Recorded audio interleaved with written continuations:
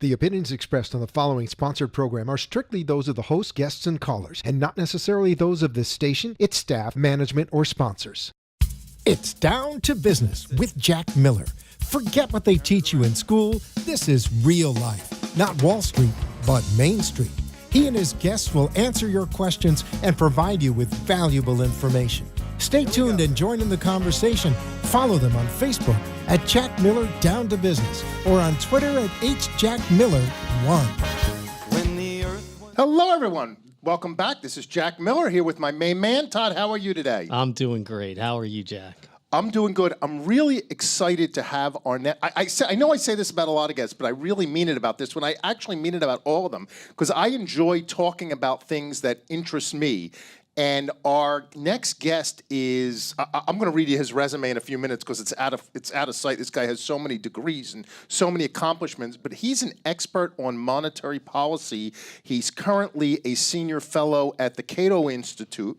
But why I'm interested in talking to him is because, I don't know if, I think you know Todd, but some of the people who know me, some of them don't know, I made the genius move, and when I say genius, I really mean the stupidest move in the world by leading an investor group and purchasing a small $24 million bank right before the economic crash of about 10, 12 years ago. And it was just the biggest nightmare of my life, and I still deal with it, and I think I have PSTT, or whatever it's called over it. The professor is really an expert in monetary policy, so I'm interested in hearing his perspective of the economic crisis. But let me introduce this guy. Wait, you're saying we're having an actual business interview on a business show? Yes, he's a professor. I love it. He's a doctor. So let me give you a little background. His name's Professor Dr. George Selgin. I don't know, what do you call him, professor or doctor? Both. Both. Okay, I'll call him professor. He is senior director of financial alternatives at the CATO Institute, which is a libertarian think tank. I think that's a good way to describe them, but we'll ask him. He also was a retired professor at the University of Georgia. He taught at George Mason University, University of Hong Kong, West Virginia, holds a BA in economics and zoology, which I think is kind of interesting, and has a PhD from NYU in economics. So, Professor, with that, are you with us? Yes, I am. I appreciate it. And I have to tell you, I'm a little intimidated. I usually don't speak to people who have as much brain power as you. Wow. So I may have to have you dummy it down a little bit for me. I'm usually talking to, like, the Wendy's clerks. I don't know if I should be insulted by that comment, Jack. Todd, I talk to you all the time. Well, Professor, I told you I'm really excited to have you because you're an expert on a lot of stuff that I want to talk about. So first of all, did I do your introduction justice? Did I make any mistakes there? Not really. It's actually Selgin, but everybody gets it wrong. I apologize. So I'm used to it. I often let it slide, but since you asked, and I'm also, I should mention, the director of CATO's Center for Monetary and Financial Alternatives. Do I notice a little accent there? Well, yes and no. I do talk funny, but I don't think I would call it an accent. It's actually the way my father talked. I learned that when I started picking up his phone after he passed away, and people thought I was him. I said, so that's what I sound like. Gotcha. It is interesting. And by the way, I'm also an NYU alum, so are you it's really? good to have you on. Yeah, MBA. Not quite a PhD, but an MBA nonetheless. So you've written numerous books on the monetary crisis and all kinds of things around economics. You've written some fantastic articles. One of them I loved was called "Floored: How the Misguided Fed Experiment Deepened and Prolonged the Great Recession. Fed must stop rewarding banks for not lending." So maybe let's start by you giving us your view of the economic, I don't know what to call it. I call it the economic crisis. Everyone has a different name. For what caused it and what was the lead up to it and how you think the government's reaction was. Was it the proper, was it not proper? And of course, now we have the hindsight of, 10, 12 years later, so we all can, be Monday morning quarterbacks. Right. Well, first of all, Jack, there are so many factors that contributed to this crisis. And I want to immediately start by saying that you can't pin it on any one of them. It takes quite a few quite a few things to make a crisis so extensive and so severe. Part of it was the deterioration of lending standards. That was a big part of what happened, combined with the securitization of mortgages. So you had poor mortgages being made and packaged up into securities with bits and pieces of different mortgages and different securities. And then those securities would be sold, and eventually people would end up owning mortgages that they knew nothing about. And all of this, to really simplify, all of this seemed to work just swell as long as housing prices were rising. As soon as they started to fall, suddenly default rates started to rise. And it wasn't just the defaults on so-called subprime mortgages. It was defaults all around started to go up. So we had created this gigantic superstructure of mortgage-backed securities on the basis of, as it were, an expectation that housing prices could never fall. And of course, they did fall, and the whole thing started to crumble. Now, there were a lot of factors that went into it. Some of them were private market developments, but the government deserves considerable blame because it encouraged some of the very worst lending that went on during the boom, and therefore was responsible for a considerable chunk of the defaults that followed when housing prices fell. And the agencies that and laws that were involved included everything from the Community Reinvestment Act to the role of the GSEs, Fannie and Freddie, which ultimately purchased and provided, therefore, a market for a lot of the bad loans that were being made, which, of course, ended with those GSEs going broke and having to be nationalized. How did you think the government handled the whole economic meltdown, from TARP to the taking over of Fannie and Freddie to the government picking winners and losers? I mean, I could just go on and on with the list. Yes, you could. It was a horribly messy rescue and bailout operation, and I think generally speaking, I would give it pretty poor marks. I'm, of course, most familiar with the actions that the Federal Reserve took because that's my particular interest. But what you had was a massive array of government interventions that were very ad hoc. Really, nobody knew what would happen next. And the result of this, first of all, was a great deal of uncertainty about the future and what the business environment would be like. On the part of the Fed, I can say that the Fed blundered, first of all, by having been a factor in the boom.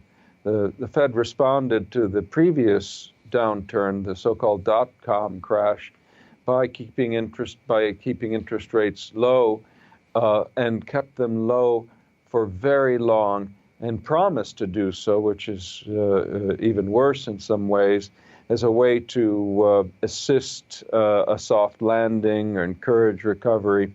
That went on very, very long with interest rates in real terms, the Fed's policy rate particularly at a negative level. And that, of course, helped fuel the real estate bubble that we were talking about, making the crash that much worse.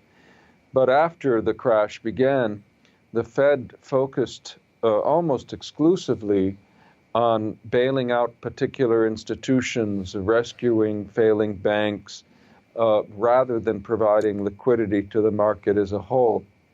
There's an old tried and true doctrine about emergency lending in a crisis that says that its purpose is to keep the solvent part of the economy from suffering from a lack of liquidity. It's not to bail out the firms that deserve to fail because they've made bad investments.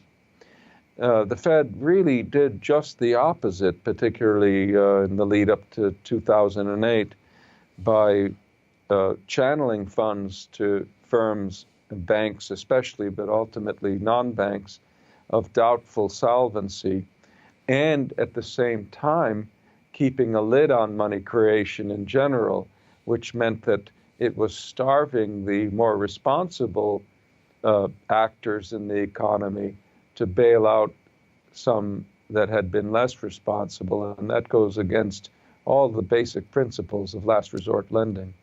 So do you think the Fed should not have intervened with TARP and some of these bailouts and just sort of sat on the sidelines a little bit?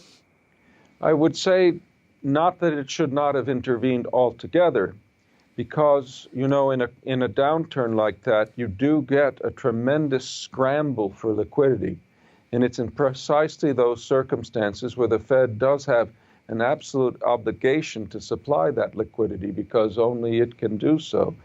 So it's unfortunate but true that they are the only source of ultimate source of money in the economy. So when more of it is needed, the Fed has a duty to supply it. But it should supply it generally. It should supply it in a way that gets it to the responsible, sound businesses in the economy, and not just to firms that the Fed itself determines it should rescue. So I would have had the Fed create liquidity, but I would have had it supply it through open market operations to the general marketplace, and also perhaps through one of the facilities the Fed created, the so-called term auction facility. And the reason why I think that program was desirable was because it was open to a wide set of financial institutions that had to bid competitively for funds. And as such, it was a better alternative because, as it were, it was more competitive and, as you might say, democratic to making piecemeal offers of support to particular institutions through the many other programs and many other programs and specific deals that the Fed engaged in. So I'm sorry, it's Todd. Go on, Todd. Todd. Has the economy rebounded to the extent that it would seem to the average person, looking at metrics like, the real estate market, the stock market, and all of those type of metrics? Or is it more like a house of cards? Is the strength of the overall economy, in your opinion, really fully rebounded the way that it seems? Well, I think that it has rebounded in the sense that I think it's time to stop talking about the recovery as if we're still in it. I think in plenty of senses we have recovery.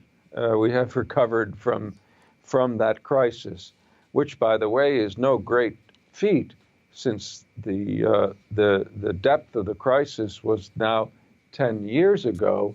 Why, you would think we would have recovered by now. But in fact, the only reasonable way to gauge whether recovery has taken place is to go by the general statistics we usually rely on GDP, on inflation, unemployment. Certainly, the growth rate of GDP is now looking reasonably robust, if not stellar. We have a booming stock market. We have a record low unemployment rate, though it must be said that behind that, in part, is also a still very low labor participation rate. Not everything, of course, is returned to the status quo before the crisis, but then again, of course, things change. For all kinds of reasons, we don't go back to where we were. And some of the changes are portentous. The economic productivity is not what it used to be. I mentioned labor force participation. But if I were worried about anything now, it would be whether we're getting ready for the next crisis rather than whether we have managed to recover from the last one. Got it. And where do you see potential sort of weak links in our economy that could trigger another crisis? My answer, unfortunately, to that has to be rather vague because I don't see a general, unlike some commentators, I don't think we're in a situation where we've got an unsustainable boom going on in any widespread sense. If you look at the numbers for total spending and also for inflation, though that's not as reliable an indicator, we don't see excessive increases in either set of numbers. Usually, if Fed policy is causing too much irrational exuberance, it'll show up not just in the behavior of particular markets, but also in total spending figures. But that doesn't mean that we can't have some dangers in particular markets or among particular sets of financial institutions. And I think we have to be very, very alert to those, partly because, unfortunately, many of the fundamental problems that contributed to the last crisis simply haven't been solved and may even have been worsened since, despite all the new regulations and legislation, one of which is that we still have a big moral hazard problem in our financial industry. That's a problem where financial institutions take undue risks because of explicit or implicit guarantees. We haven't really solved that problem. We've chipped away at it. Dodd-Frank chips away at it to some extent, but it's still there. And that means that at some point there's a great risk that we'll have more financial insolvencies and whatever panic or crisis that results in. Professor, do you think the repercussions the government specifically regulatory, you talked about Dodd-Frank, I'm talking about the FDIC, has helped the economy or made it safer? Because I have to tell you, I don't think it has. I think and I was destroyed by the FDIC, so I'm no fan of it. So keep that in mind. But I think you made a fundamental mistake. You know the old saying, "Never steal anything small." That's exactly right. You should never buy any bank that's small. You got to buy a big bank. Then they would have been shoving money at you instead of taking it away. That's exactly right, because it was very clear from the moment we bought the bank, they were doing everything possible to put us out of business. And it wasn't just me. They shut down, thousands of them. Looking in retrospect, I say I must have been the biggest idiot in the world. When the economy crashed or started to crash, I should have just said, here, take it. Because I suffered and we kept dumping more money in and trying to please the government, and it was an impossible situation. It's interesting, Jack, because that would have been doing exactly what large numbers of mortgage holders did, right? They turned in the keys and said, take it, it's yours. And they too were ultimately, one has to say, they were doing the rational thing. It seems to me that one of the reactions by, I'll call it the government, but really the regulators, is to crack down on the loans on the books. So today you have what's called TDRs, troubled debt relief loans, and classified assets. And if a borrower and this is I think fits under the moral hazard category, because prior to the crash, if a loan was paying on time, the lender almost never put the loan in default. But today you have scores and scores of loans that are paying perfectly, and banks put them in default and foreclose on them, and that is a directive directly from the U.S. government. Yes, I know. Getting back to your question, Jack, because it's all pertinent, all of what you've said is pertinent to answering it.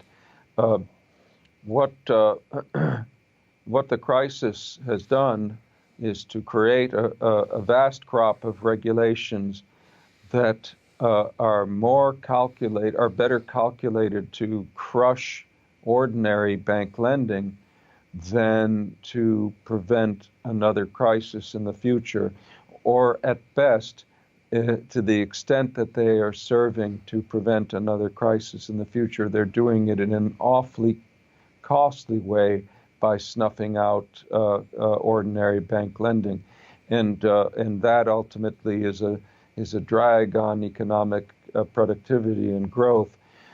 Regulators are human, and that's no compliment in this context, because what it means is that they are, like other human beings, inclined to behave pro-cyclically. In a boom, they're inclined to turn a blind eye to problems. But when the bust comes, suddenly they're cracking down left on and right, often on matters that had nothing to do with what went wrong. And they also, because they're bureaucrats, like to cover their asses, if such a word is allowed on your program. Yes, Sure, please, it's please. encouraged. Yes. They It's like definitely to cover, encouraged. they can cover their asses by insisting on hard and fast formulas being employed to determine what loans a bank should make or shouldn't make. And what these formulas inevitably end up doing is to take a banker's judgment out of the picture. Now, if that resulted in safer, better lending, okay, it might be worth it. In fact, it does no such thing, precisely because when you have all bankers following the same formulas as regulators are inclined to try to make them do, if the formulas themselves are faulty, then you're really in trouble, because you end up with clusters of bad loans, because everyone's doing the same thing. You have no diversity. Indeed, a lot of the bad lending that went on during the last crisis was formula-driven, was mathematically driven, and it was mathematics, not independent bankers using their judgment, that was driving the underestimation of the risk of defaults in the event of a decline in housing prices. The better banks, the ones that got through the crash unscathed or relatively unscathed, were precisely the ones where bankers remembered the previous real estate crashes and did the right thing by not underestimating the risk of a major downturn in real estate. And that's how they avoided a lot of the junk loans that other people got caught with. So I think that ultimately all these regulations are going to be bad in both respects. They're going to prevent good loans from being made, and they're not going to prevent bad loans from being made. They're going to make certain kinds of bad loans more common than ever. Right. And I want to add another thing. They're hurting the small businessman and the consumer, because since the government has cracked down on certain type of lending, you've seen, for example, payday lending, you've seen merchant cash advance lending. In fact, most of the bankruptcies filed by small business today have a segment where they've used merchant cash advance loans, and they're like, 70%, 80% APR. Oh, yes, absolutely. I think that the regulators and the politicians need to come to grips with a very important and rather disturbing fact, which is that on the one hand, they're all about improving access to credit by people of modest means. On the other hand, it's their prudential regulations more than anything right now that are making it difficult for ordinary lenders to provide such credit. So, it's a case of we've met the enemy and he is us. I understand. But I don't think the regulators and the politicians are quite grasping this. But it's staring them in the face. I think they're clueless. And no offense to them. I know they're hardworking. They mean well. But I really think they're clueless to the real world. Right. Well, they're clueless to the real world, perhaps. But everything they're doing, we have to realize, everything they're doing is consistent with their own rational self-interest. They're doing what won't get them in trouble. It could get us in trouble. It can get other people in trouble. But it won't get them in trouble. Again, I don't want to go off the walls on the regulator. They're interested in protecting their jobs. I don't want to get you upset here. No, they're interested in protecting their jobs and their asses. But let me... Yeah, it's like all of us. That's true. Do you believe in too big to fail? What do you think of that whole concept now? Well, I certainly believe that there is such a thing as too big to fail, and I think it's a gigantic problem, if you pardon the expression. There's no question. There's no question that we have a regulatory environment in which regulators basically are not prepared to let large financial institutions fail, and more particularly are not prepared to allow their uninsured creditors to suffer losses. So when we talk about too big to fail, what we're really talking about is how when a firm is teetering on the brink, something by hook or by crook is going to be done to protect its creditors. Maybe not the shareholders. The shareholders often do take a big hit when these institutions, these too big to fail institutions fail. But the creditors are the ones who are ultimately tend to be spared, the ones who shouldn't be, because at least they're not explicitly insured. Now, what's wrong with that? Well, what's wrong with that is it's the creditors who determine which firms get the public savings, right? The firms that get to play with savings that is brought to them by the creditors. If creditors know that they're protected, even if they deal with a banking or other financial firm that is taking exorbitant risks, you will end up with a lot of risk-taking and a lot of failures eventually. So too big to fail is a real menace because it invites excessive risk-taking and ultimate failures and perhaps outright crises related to those failures. So if too big to fail is bad, which I agree, wouldn't the government, logically thinking, want to encourage more smaller, independent organizations to blossom and bloom and help spur the economy? Well, it might to some extent, and you're quite right. It's certainly much of what it's been doing with all the heavy-handed regulations is having just the opposite effect, and despite some exemptions for which smaller community banks may qualify. But we still have to keep in mind that in the end, as long as too big to fail is in place, it's very hard for smaller institutions to compete with the larger institutions because the creditors aren't being implicitly subsidized, having their risks assumed by taxpayers ultimately if they put their money in smaller institutions.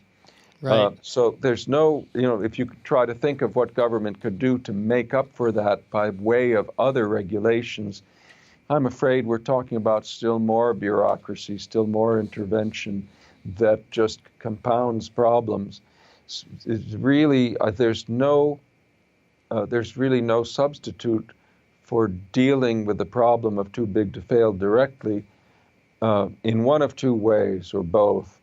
One way is to be explicit about which institutions are too big to fail and insist, as is done to some extent in Dodd-Frank, and this is one of the few good things in Dodd-Frank, insist that they prepare so-called living wills, which are plans for bankruptcy that in theory at least would allow them to be closed and allow their creditors to get in line in the usual way without adverse repercussions for the rest of the economy. So that's one approach, and it's worth pursuing. It's absolutely worth pursuing. But the other approach that I think is just as important is to clip the wings of those agencies, including the Fed, but also the Treasury, but especially the Fed, that are capable of bailing out these large institutions. If you can cut that source of support, limited, absolutely, without question, then, of course, the creditors have no reason to expect the bailouts, and then they start behaving differently, and everything will be better. But is it possible to clip their wings? And I only talk about the Fannie Freddie takeover. From what I've read, the government didn't even know if they had the legal authority to take over Fannie and Freddie. And much is talked about it since then. And look, they were considered one of the safest stocks and preferred equities out there. Sure. And the government just came in and just wiped out all the pref equity. That's right. In a day. And they may not have legally had the authority to, but the government, ultimately, if they want to, in the right political setting, can do whatever they want. The answer to that is that it's very hard to clip the wings of the government, of Congress. Very hard. However, when it comes to too big to fail, we should remember that in many cases, the government can't act so quickly to bail out a bank as the Fed can. That's because Congress has to do something. They have to act. They have to get together and make a decision. And it's a public decision. Whereas the Federal Reserve can do something at the drop of a hat without any public input or debate. So the Fed is really the most dangerous and effective prop for too big to fail to rest on. So limiting its power to support businesses that it deems too big to fail would go a long way.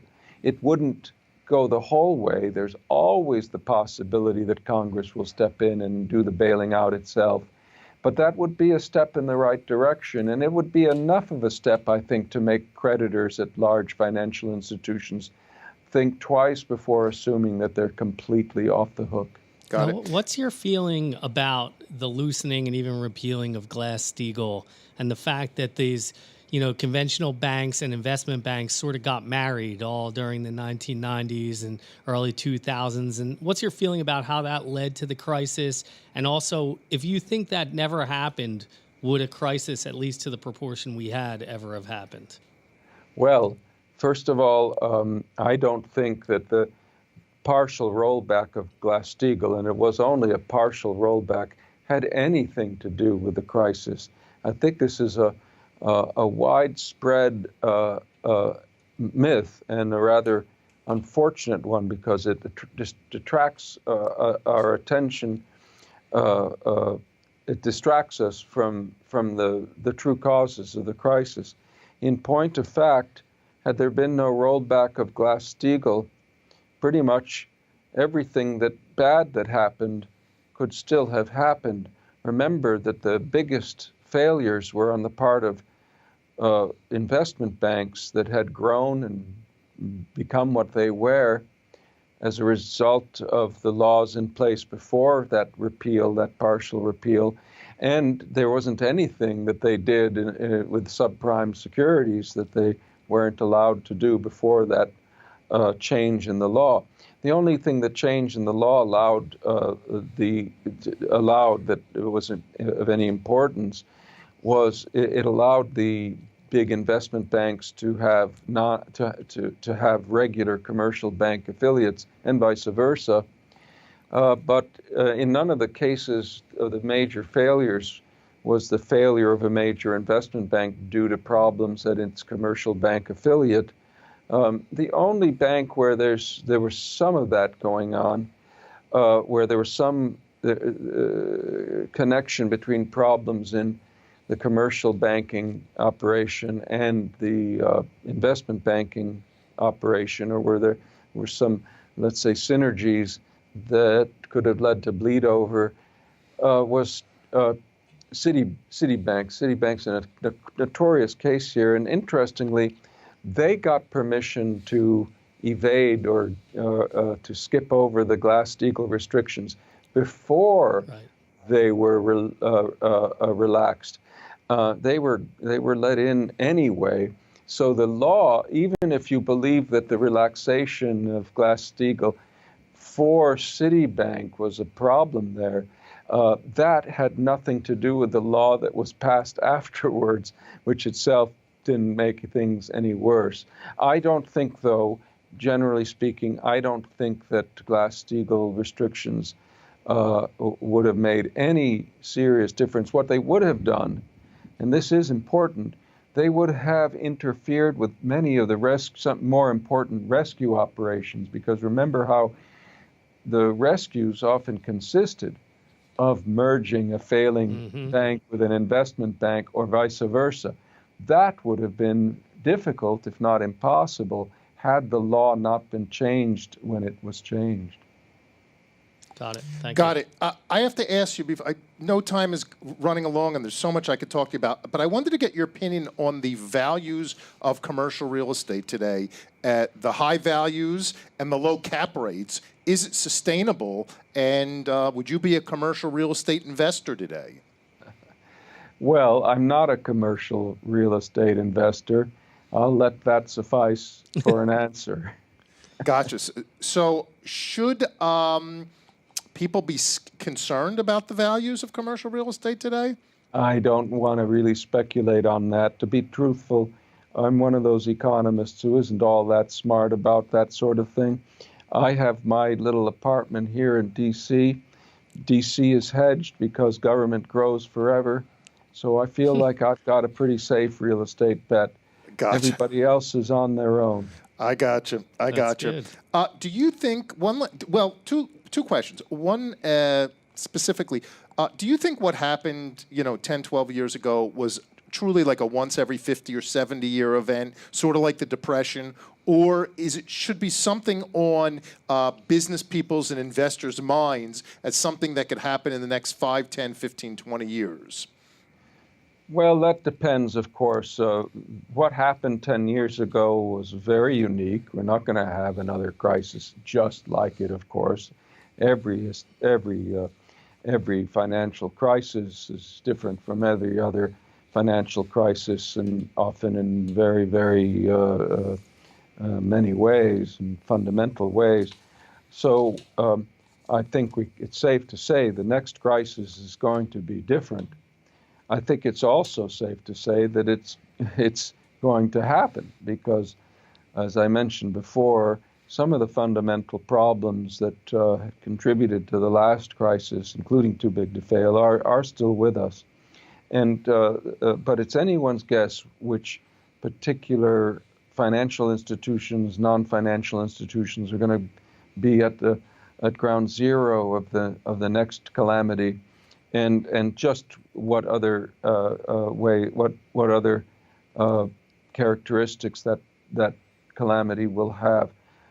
I don't see any particular thing pending. I do think, though, that as you mentioned, there is a lot of leverage out there. There are some financial institutions that seem particularly leveraged and perhaps in danger of coming to facing a crisis. Certainly, some of the government-sponsored enterprises are suspect, and now I think we've learned that we really ought to keep an eye on them, partly because of too big to fail. So there are lots of possibilities. I wish it were easy to predict where the next crisis came from.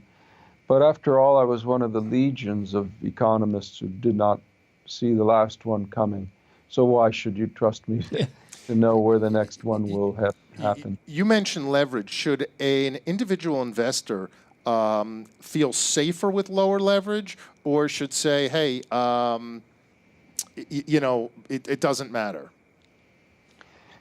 Well, that's a matter of how much risk you're willing to take on.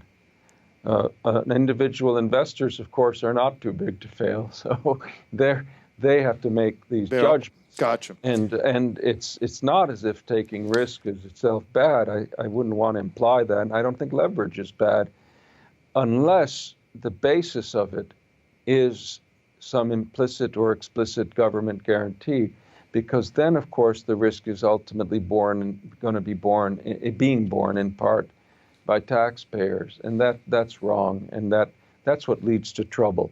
Individuals gambling on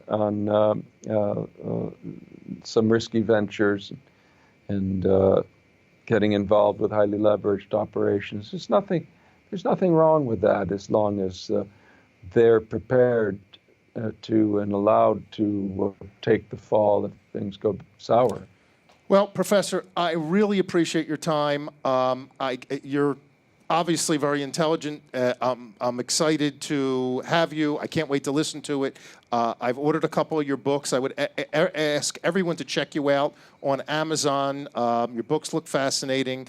If everyone goes to cato.org, they can read a bunch of your papers and writings. We'll have up, check right under the professor. You're going to see his social media tags. And I can't thank you enough for your insight and you're being with us today. Do you have anything you would like to plug? Well, I'll mention that my newest book out is a new edition of a book I wrote some years ago, and it's called Less Than Zero, not to be confused with the novel of that name. Loved it. And it's about why deflation is sometimes actually a good thing, among other topics.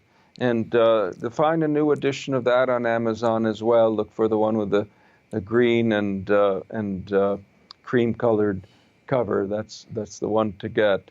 And the book you mentioned before, called Floored, that will be out in about 2-3 more weeks. Okay, So, we'll plug it then. Professor, thank you very much. I really appreciate your time today. Yeah, thank and you, your depth Doc. of knowledge. Thanks to both of you, Jack and Todd. I enjoyed it very much. And You I want to thank the good folks at Cato, because the truth is, without them, Professor wouldn't be talking to us. So You bet, because if you relied on me to do a Skype interview, I'd be on my computer still trying to figure it all out. Thank you, Professor. We really appreciate it. Thanks. Okay. Todd, I'll tell you, Bye. we're going to have more of Cato on, because they do so much good work in terms of criminal justice, and they really do a ton of work to help people. So No, it was great. It was very great. educational. Taking a little walk down memory lane, not in a good way, but educational way. And I can't believe it's been more than a decade already. But I have news for you. People are still feeling it today. I talk to customers every day who are still suffering the consequences of the recession 10, 12 years ago, because the banks have them on their TDR list, the classified list. They can't get financing. We did a debtor in possession loan for a company in the Philadelphia area that finally collapsed from the recession 12 years ago. So it's still going on today. Right. I think it's going to go on for another 10 years. sure. Well, with that, everyone, I know it wasn't a laughing show, but I hope you learned something or had a good time. Thank you for joining us, and we will see you another time online. Don't forget to like us on YouTube, Twitter, Facebook, and anywhere else. We'll take all the likes we can get. Have a Thank great you, week. and have a good day. The opinions expressed on the preceding sponsored program were strictly those of its hosts, guests, and callers, and not necessarily those of this station, its staff, management, or sponsors. When